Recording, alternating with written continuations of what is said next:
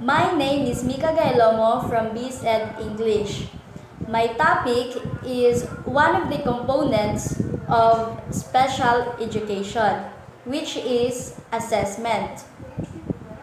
Assessment, this is the continuous process of identifying the strengths and weaknesses of the child through the use of formal and informal tools for proper program grade placement. So, when we say assessment, it is a process that helps identify the strengths and weaknesses of the child. And in determining the strengths and weaknesses of the child, we will run some tests through the use of formal and informal tools. And also, it is used to evaluate teachers and their effectiveness in the classroom. Assessment is also involves collecting information about the student for the purpose of making decisions. So here are the purpose of assessment: evaluation decision, diagnostic decision, eligibility decision, IEP or individualized education program development, educational placement decision, and instructional planning decisions.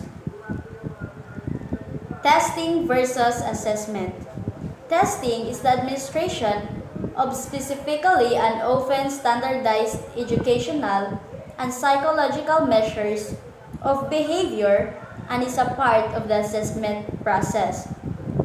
Assessment encompasses many different methods of evaluation, one of which is using tests.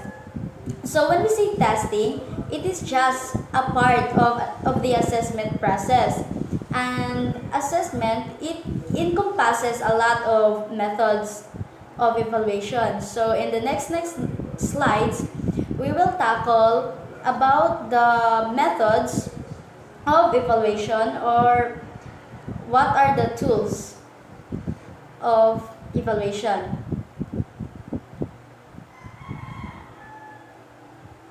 Importance of assessments in special education.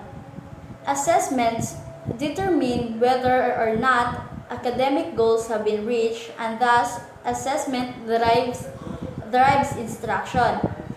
That data is used to determine interventions and small group instruction. In addition, data derived from assessments can determine placement in special education. The importance of assessments in special education is, since assessment is the vital component of instruction, it also causes the teachers to reflect on their practice and decide if whether did they taught what they thought, what they were teaching, or if the students learned what they were supposed to have learned. So that's the importance of assessments in special education. So next, methods of assessment used in special education. So assessment can range from the formal to informal type. So when we say formal, it is standardized. And when we say informal, teacher-made test. So examples of formal, the WISC or Wechsler's Intelligence Scale for Children. So the school psychologist usually administers this test, which measures a student's intelligence in a variety of areas including linguistic and spatial intelligence. So this means it is a norm-based test, meaning the student's performance is measured against the performance of students at various grade level. While in Stanford Binet Intelligence Scale, the school psychologist or special education team administers this test, which, like the WISC, is also a norm reference. So this intelligence scale is designed to help educators differentiate between students performing below grade level because of cognitive disabilities and those who do so for other reasons. So in informal or teacher-made test, it is through this type of test that a teacher might suspect learning disability. So its functions is to measure academic ability as well as the child's cognitive level. So an example for this are observations, summative, rating scales, checklist, and anecdotal records. Role of the education professional in the special education process.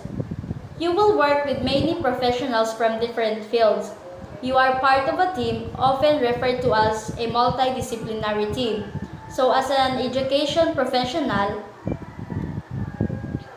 or your role in special education process, so of course, you will work with different fields and you will be part of a team which is called multidisciplinary team, and its role is to help determine the extent and direction of a child's personal journey through the special education experience. So that's your role as an education professional in the special education process.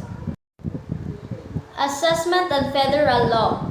The Individuals with Disabilities Education Improvement Act, or IDEA 2004, Public Law 108446, is the federal that protects those in SPED. So it can't be helped in our society, in our community, persons with disabilities are being bullied.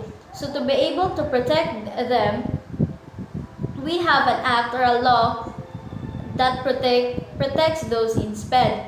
So under this law called IDEA, or Individuals with Disabilities Education Improvement, there are 13 separate categories of disabilities.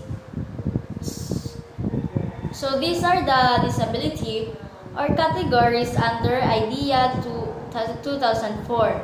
The followings are autism, deaf blindness, developmental delay, emotional disturbance, hearing impairments, including deafness, mental retardation, multiple disabilities, orthopedic impairments, other health impairments, specific learning disabilities, speech and language impairments, traumatic brain injury, and visual impairments. So that's all. Thank you.